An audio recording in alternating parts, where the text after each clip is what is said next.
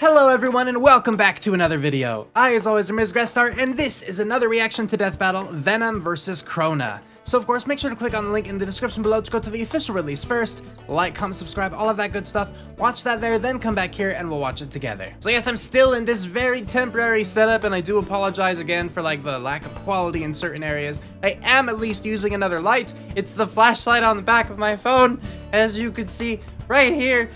And so, when I inevitably cannot see things because I just have colored dots in my vision, that's why. But like, I mean, this is if I covered it. I think it's better with the flashlight on, so I'm gonna try to use it. Just hope that my battery lasts, I suppose, throughout the episode. But yeah, Venom from Marvel versus Crona from Soul Eater. I've never seen Soul Eater.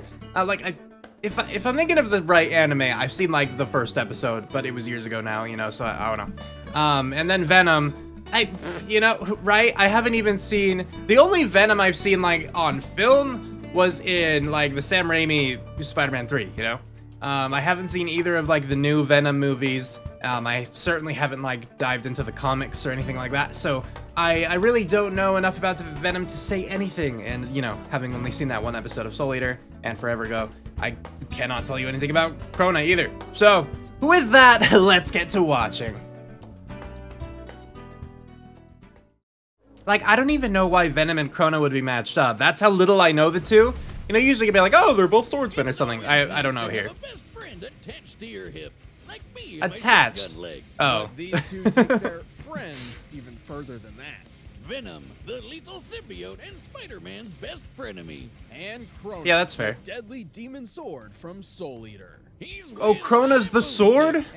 Wait, so they're actually just pitting the sword and the symbiote, not minding, like, was Eddie Brock, is that his name? And whatever the other anime person is. Or whoever, you know. Of space, the Clintar rose from a living darkness. Oh. One of these amorphous symbiotes was Venom. Who was a loser? Hey, they're named Clintar? Aliens were saying it, so they kicked the poor slime ball straight off the planet. Oh. In its exile, the symbiote underwent a number of misadventures which firmly shaped its personality.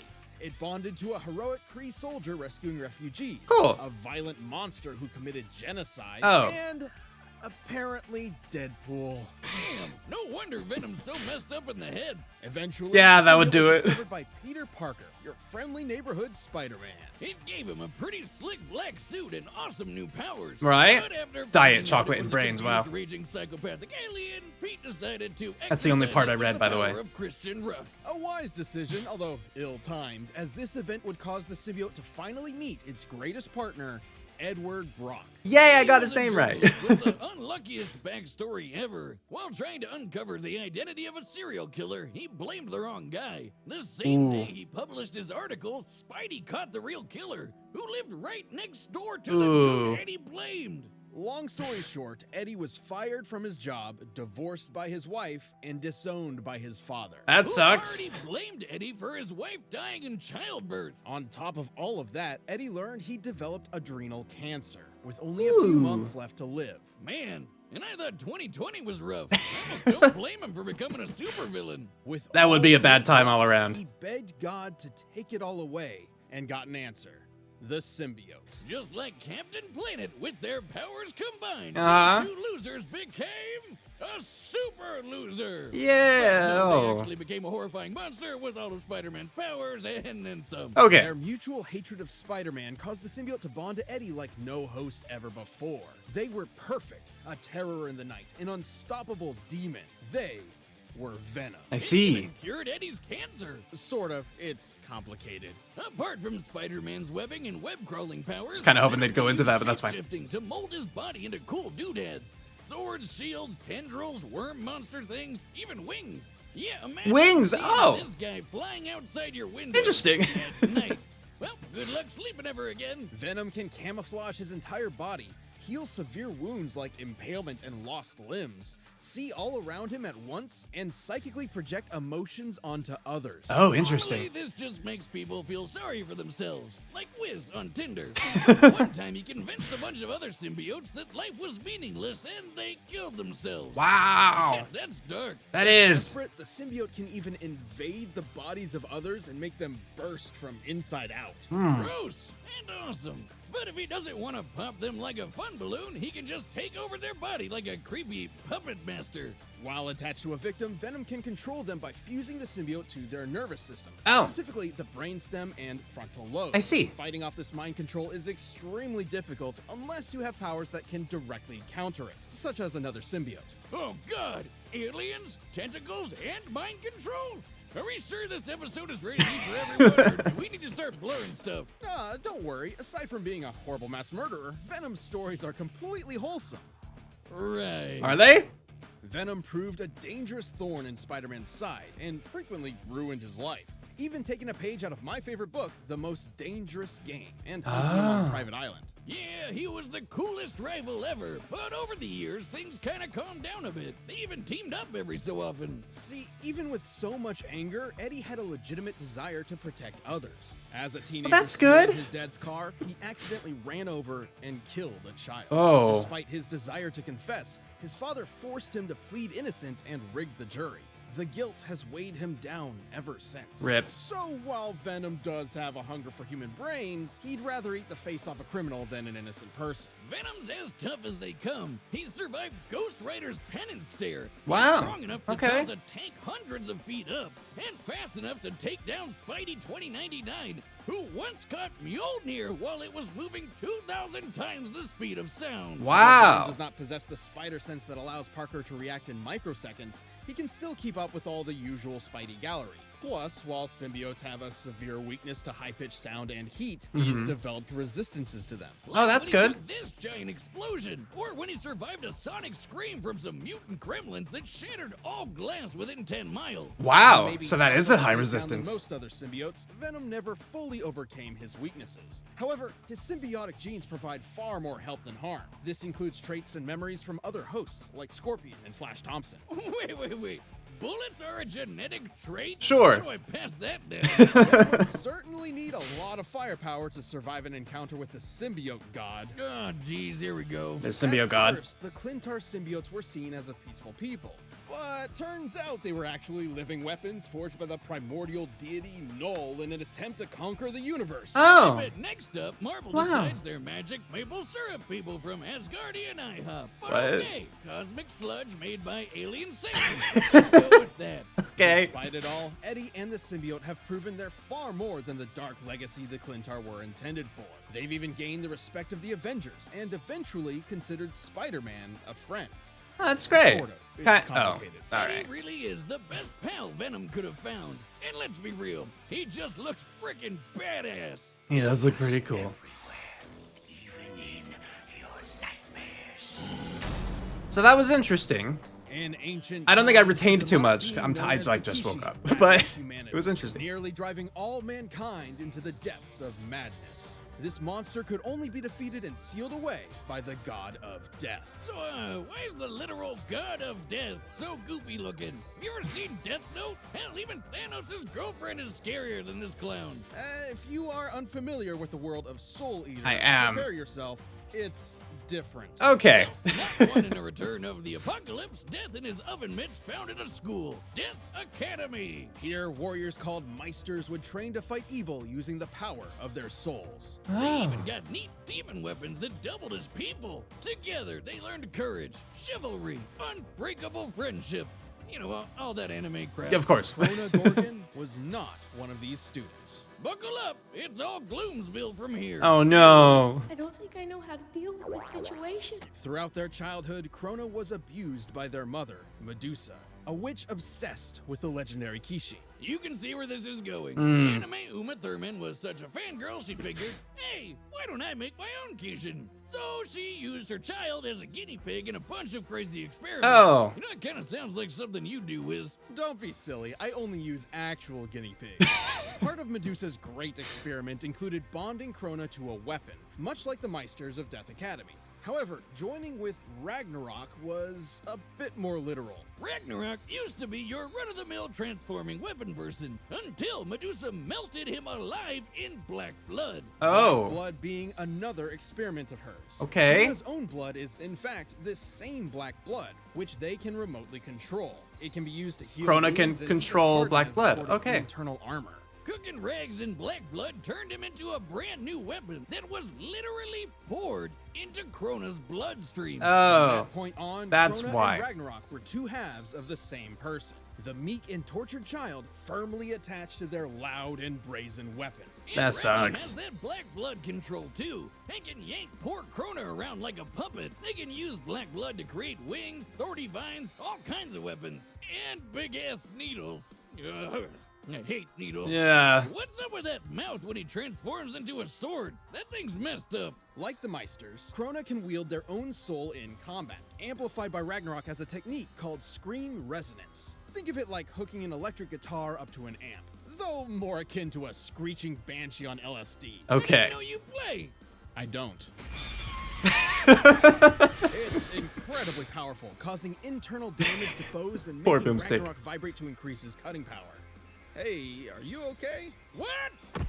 No, With he's not this okay. weapon at their side, Crona set out on a quest to become a Kishi, which required quite a lot of homicide. Yeah, Ragnarok can absorb the souls of dead people, and supposedly enough souls will turn Crona into the Kishin. So they went around slaughtering hundreds of people. Despite their name, Death Academy wasn't exactly a fan, particularly their star student, Maka Alburn. Oh, Worry, she and Crona ended up becoming good friends. That's great. Well, they weren't. Sort of. It's complicated. Okay. As a pawn in Medusa's mission, Crona gained several levels of new potential, notably after gaining or absorbing the powers of the monstrous Black Clown, the Demon Tool Brew, and even Ashura, the original Kishi. of All course. of which increased Crona's abilities, especially the black blood. Now Crona could turn their entire body into goop, and the slightest touch could inflict madness. That's Oh. madness with a capital M, by I the see. way. This madness is a corruptive effect that causes targeted variants of delusion or obsession, often spread as a wavelength. The wavelength of Crona's mad blood specifically causes violent psychosis. Crona may be a pawn, but they're a badass. They can cut through a whole ghost ship, cover the moon with sound waves, open the moon's mouth? What? the hell is wrong with that moon? Crona and Ragnarok have held their own against multiple Death Academy students, including Maka, Death the Kid, and Black Star. Sometimes all at once. Kid once flew from Nevada to Egypt in less than a minute, and Black Star is even faster. He's dodged lasers and been tracked moving over 20 kilometers in 6 microseconds while approaching Baba Yaga Castle. And Crona's been able to make enough mad blood to crush a whole goddamn Ukrainian city. While this city isn't named, we can use a similar metropolitan area in Ukraine. Okay. Kiev, for instance. Sure. With this in mind, Crona must have created over 9 trillion tons of black blood, enough to fill over 6 billion Olympic swimming pools. But Crona's a big leap from invincible. They've had their shit kicked in plenty of times, and their hardened black blood can only block so much. Even then, Medusa's plan ultimately succeeded. After years of scheming, Crona absorbed the power of Ashura and became a Kishi. Well, more like Kishin absorbed Crona, but close enough. But Fair. with the power of friendship, Crona ironically wound up defeating the Kishin once and for all. Despite their life being nothing but destruction, Crona was the one who ultimately saved the world. Well done, With an Crona. added side effect of a new madness wavelength that made everyone obsessed with boobs. Truly a positive Really? effect on people everywhere. Just give up. I'm tired of trying to figure out how to deal with Okay. Interesting stuff. All right, the combatants. Oh, I don't know. All possibilities. It's time for a Death battle and pause. Okay, I'm finally at the point, by the way, in these videos where I'm using the videos from Rooster Teeth's website, so there should be no more commercials. Yay, positive. Because if you didn't know, all of the other death battle reactions, like from when I started up to this point, aside from the boys one, those were all recorded like 5 months ago when I was living at my dad's house, and now I've moved twice since then. Wow, right? Anyway. Which you can tell if you've actually like watched my Let's Play videos, probably. I'm sure I had I definitely had some there. Yeah. Anyway, who's gonna win? Okay, well, that's a great question, me. Thanks, me. Like right now I'm leaning toward Crona just because they seem to like it. A big part of me is focusing on the sound thing, you know. Wiz mentioned the whole like electric guitar and the amp thing and it just being crazy. I know that they said that Venom acquired resistances, like built up resistances. Because they mentioned like the explosion and the goblin thing, and they did mention, I think it was a goblin, whatever, you know what I mean. The goblin screechy thing. And the screech like did shatter like windows and everything. Great. But it seemed that Crona, like it seemed they had a lot more control of the wavelength thing. Because I don't think they really went into detail of it like verbally, but I saw just a snippet, like it was in the bottom right corner, and it had like 4 different kinds of wavelengths or whatever. And so if they have that fine manipulation, and if they have like they were able to produce sound across the entire moon, right? Which seems like a big area. I don't know if that moon in the anime is tiny compared to like our moon, or if it's huge compared to our moon, you know, like it could be either one. But if it's like covering the entire moon, like that's a lot. Like a lot of mass output and fine control, it seems, with the wavelength thing.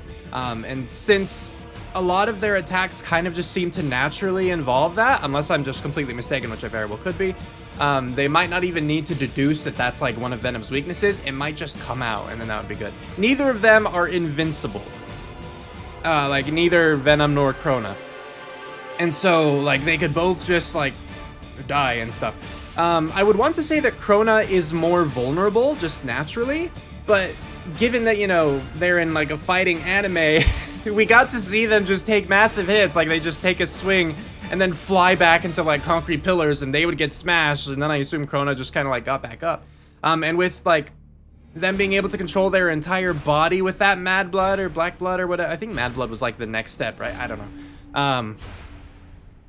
It seems they could probably take a lot of normal hits. In terms of speed, I felt like Venom had faster reaction speed, but Crona might have had faster just movement speed.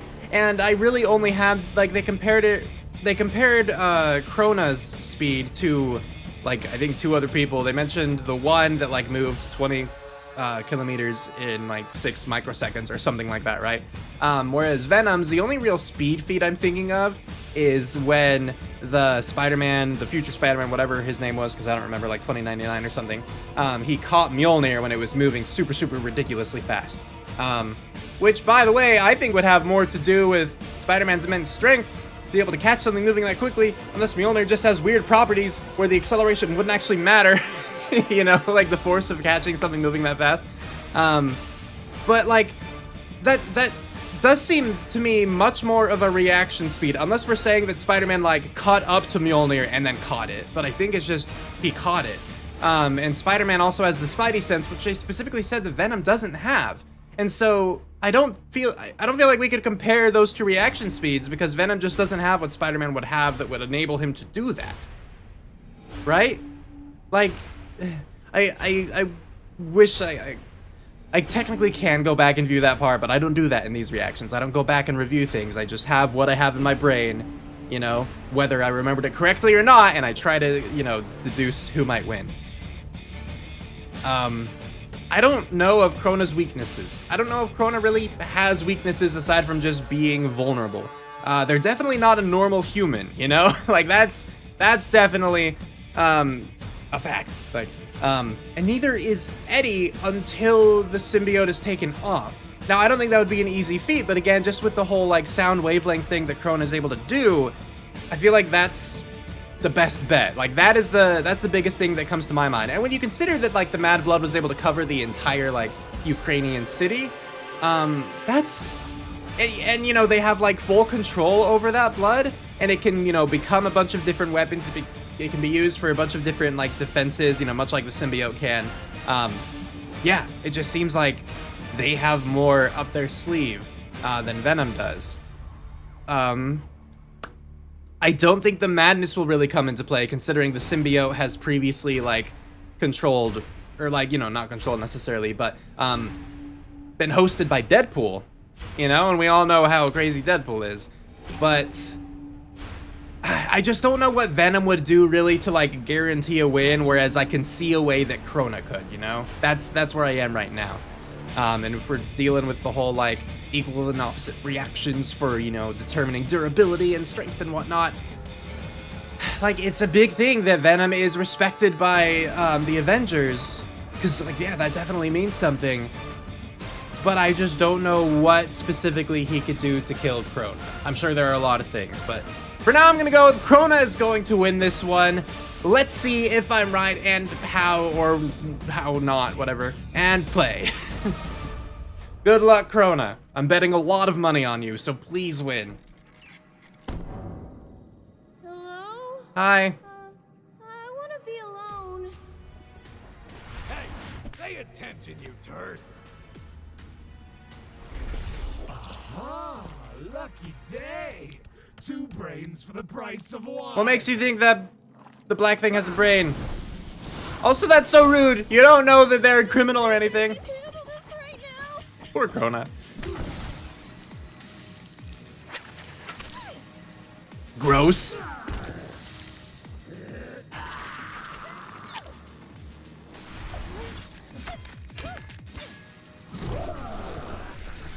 Ah! Your mind is That's just like, ours. yeah, it's all nasty. Time.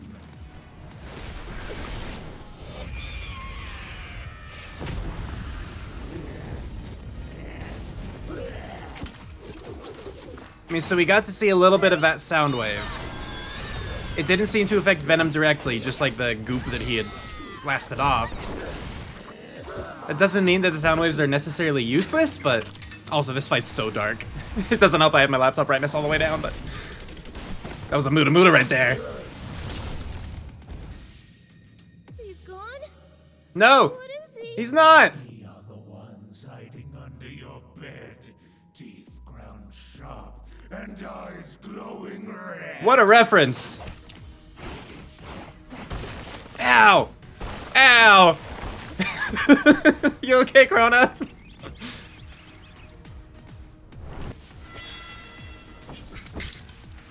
Ow. Your blood. I know. Thinking about this now, Black. I'm hoping that Venom doesn't go inside Crona and then burst, but you know. Here we got the black blood. Wake up, stupid!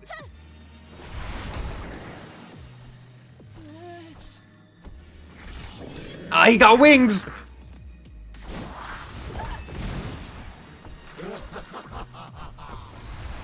And Venom's so cocky. And it's kind of creepy, not gonna lie. It's not like Majora's Mask creepy, but...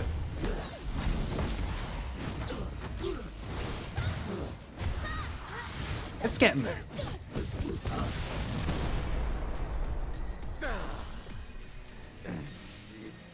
You should cover your face again. That seems like a vulnerability you want to... There you go. All right, good. We are your nightmare. We are Venom. That's a cool line. I hate you. Oh, Crona, that's so mean.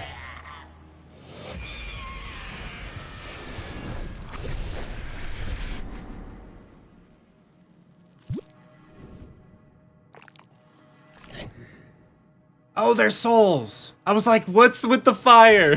Man, these symbiotes really need to stop picking fights with pink-haired anime characters. They're f***ing crazy. Yeah. Venom was certainly a tricky opponent.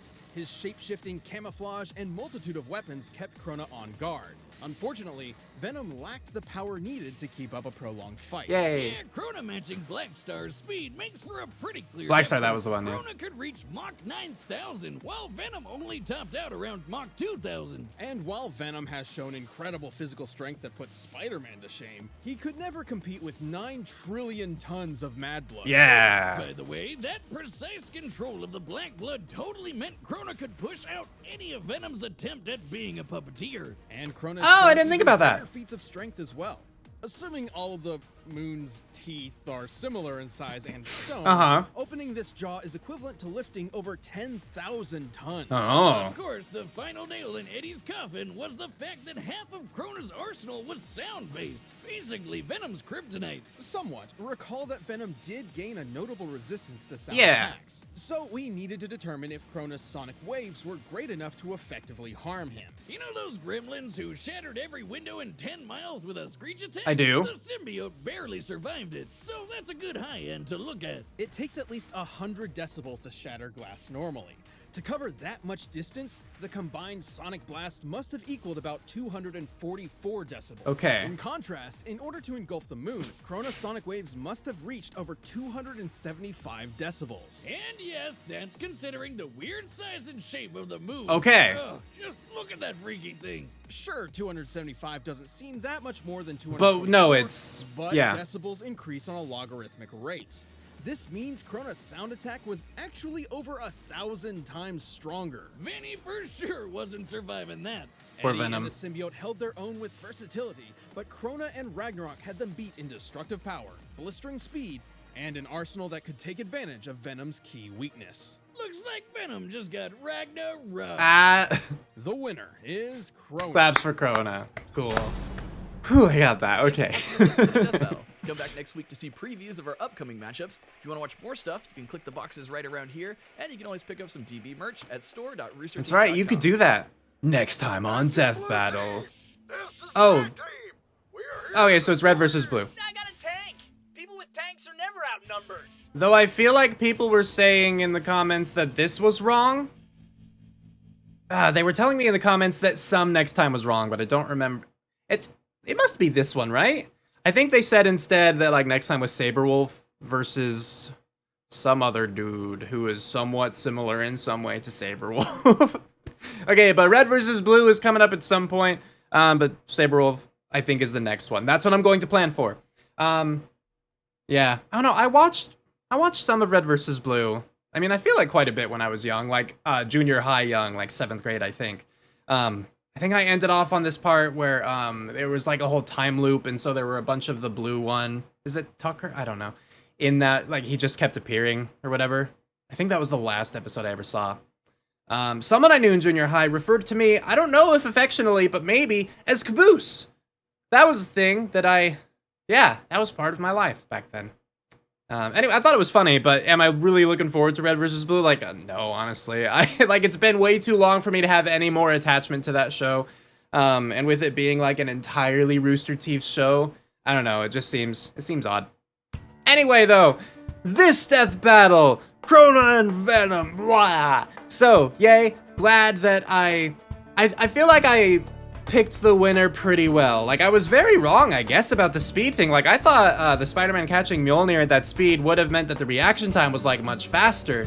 Like, I'm not sure about the movement, you know? Like, I'm not sure how they really got movement out of that. I mean, yes, you have to react, and then you have to move quickly enough to, like, act off of that reaction, you know what I mean? Like, there's becoming aware that there is a giant, or not a giant, but like a hammer flying towards you, right? At incredibly fast speeds. That's the reaction speed I'm thinking of, just kind of like the acknowledgement, and then being able to move, but being able to move there in time to catch it. You know, so reaction speed versus like movement speed. They seem to be two different things in that instance. But apparently it seems like they were trying to get speed from it, I'm not sure. And I guess it was slower than Crona compared to Black Star. Like, I'm glad I determined that as a movement feat for Crona, like in their favor. But I didn't think that it would directly compare. I mean, I felt like they being was a move stick, directly comparing it to the Mjolnir thing, but I didn't know how it would work. So that was the thing. I'm glad that I was able to think about all the different wavelengths. There did seem to be some focus on that, more definitely in the text than what they actually said, but that's like always the case, right? But just with the fine control of it and how much it was able to cover, like with the scale of the moon, and then the blood with the scale of the Ukrainian city, that seems pretty big. I didn't think about the blood being able to push out Venom if Venom tried to like take over their body. Or like get inside and then burst them, But I also hadn't considered Venom doing that until the fight had already begun. I don't think that would have ultimately changed who I thought would win. But it would have been like one more threat to consider, because if I was thinking, I didn't know a way that Venom would really be able to kill Crona, that would have been able to do it, if not for the fact that the blood could like force the symbiote back out. So, yeah. I did not at all consider the like holding up the jaws of the moon feats, because I did catch that they said Crona could like open the mouth of the moon, but I didn't really know what that meant, I didn't know if that meant force open or something, right? Because for all I know, that could mean Like, no one has been able to anger the moon in such a way that the moon shouted, but Crona did, you know? Like, it could have been, they probably actually did specify and I just missed it. I'm just acknowledging that I missed it and was not taking that strength feat into account. So, yeah, the animation, like I said, was really dark for me. I do know that part of that is because I had my laptop brightness turned all the way down, and that's to reduce as much like glare and stuff on my glasses as possible. And just so I don't have my laptop acting as a light source, and so my face doesn't change color when the screen does, you know, that kind of thing. But it did make some things a little harder to follow in watching the fight for me. And that's not really a fault of the animation necessarily, because like you pick your theme and, you know, you go with it. They're fighting at night, and these are two dark characters, and so like it made sense to have some darkness. But I'm just sure that I missed a lot of details because of both the aesthetic choices that were made and because of the functionality choice that I made of turning my laptop brightness down. I appreciated seeing the personality of the two characters as they fought. You had, you know, a bunch of Venom being cocky. You had Crona, just this poor little thing, you know, didn't want to be there fighting, just kind of had to do it to survive. I thought that Venom's reason for fighting Crona was pretty weak, just considering they said that Venom, you know, wanted to help and save people, did still want to eat brains, but like chose to do that against criminals instead, kind of thing. They had no idea who Crona was, right? Unless Venom has some sort of means of like getting into people's heads and like, you know, like not literally, but yeah, because he does literally have that means. So yeah, I thought that the reason for the fight starting was kind of weak, but you just have to do that sometimes with Death Battle, because if you have two heroes against each other, it's like, why would they fight, you know? Unless there was a huge misunderstanding, which kind of takes some time to build up. Whatever. The animation, from what I could tell, it seemed pretty smooth. It was enjoyable enough. Again, like, not my favorite. But you know, I enjoyed this. I was entertained by this Death Battle. It's leagues better than the boys, which I know a lot of you say that wasn't a real Death Battle. Well, it's in the Death Battle playlist. It has Death Battle in the title. The Death Battle logo appears at the beginning of it. They call it a Death Battle, so it's a Death Battle. It's just a sucky Death Battle. That's, you know, that's how I see it. I think that's really all I have to say. Like, I was satisfied by the fight. I was satisfied by the analysis. I was satisfied by the conclusion, you know? I'm always glad for the conclusion, because like the analysis is great because I get to learn more. The conclusion is great because I get like the clarity that I would need. Like, you know, how do these feats really compare? What does this feat actually mean in terms of numbers, you know, instead of just the anime event that it is. So I appreciated that, and I'm happy that I was able to get it right. So let me know what you all thought about this Death Battle in the comments below, whether you liked it, whether you disliked it, what you thought about this or that, etc., so on and so forth. And next time, I think we'll be watching Saberwolf versus... Thank you all again, and with that, we're calling it here. Have a good one, everybody.